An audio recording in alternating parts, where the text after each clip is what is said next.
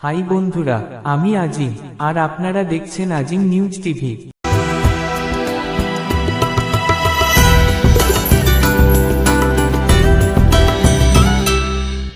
আজ আমরা জানব ভারতীয় সিনেমার ইতিহাসের অন্যতম সেরা অভিনেতা অমরিশ পুরীর জীবন কাহিনী।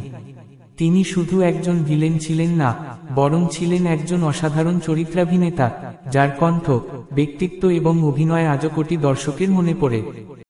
ऐसी बात है मंत्री जी कि जब मैं बिल्कुल छोटा सा था तो मेरा बाप हवाई जहाजों के नट बोल्ट टाइट किया करता था। বন্ধুরা, ভিডিওটি দেখার আগে লাইক, কমেন্ট, শেয়ার করে সাবস্ক্রাইব করে নেবেন। বন্ধুরা, আর দেরি না করে গল্পটি শুরু করা যাক। हो मेरे माही दरंग सुनहरा लगे है।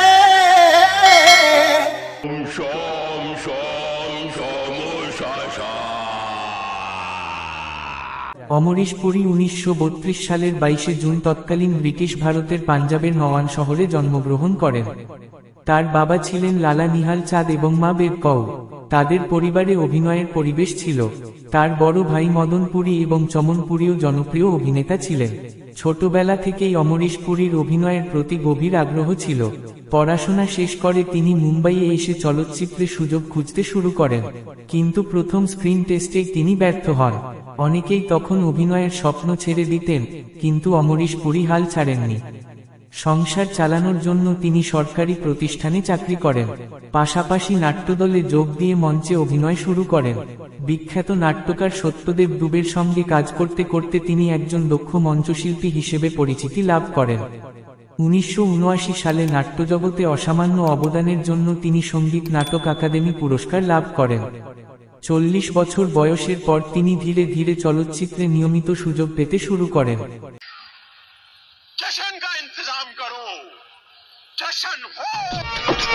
প্রথম দিকে ছোট চরিত্রে অভিনয় করলেও তার গম্ভীর কণ্ঠস্বর, তীক্ষ্ণ দৃষ্টি এবং শক্তিশালী উপস্থিতি নির্মাতাদের নজর কেড়ে নেয়। 1980 এর দশকে তিনি বলিউডের সবচেয়ে জনপ্রিয় ভিলেনে পরিণত হন। ऊपर वाला रॉन्ग हो सकता है, लेकिन डोंग कभी रॉन्ग नहीं होता।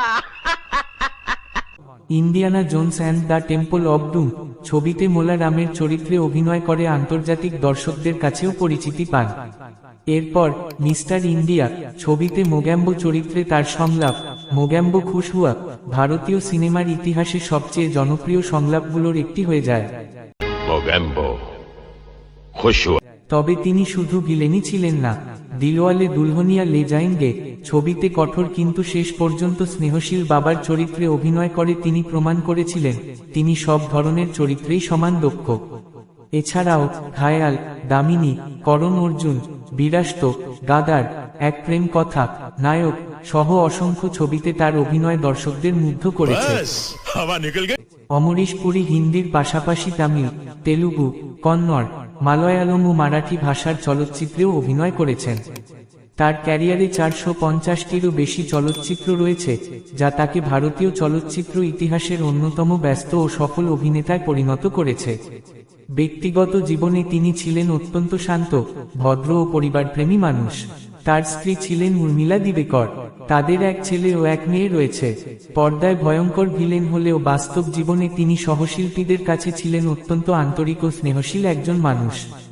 জীবনের শেষ দিকে শারীরিক সমস্যায় ভুগলেও তিনি অভিনয় চালিয়ে যান। অবশেষে 2005 সালের 12 জানুয়ারি মুম্বাইয়ে 72 বছর বয়সে তিনি শেষ নিঃশ্বাস ত্যাগ করেন।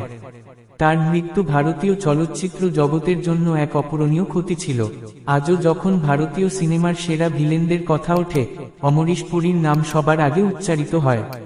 তার অসাধারণ অভিনয়, শক্তিশালী সংলাপ, গভীর কণ্ঠস্বর এবং অনন্য ব্যক্তিত্ব তাকে অমর করে রেখেছে।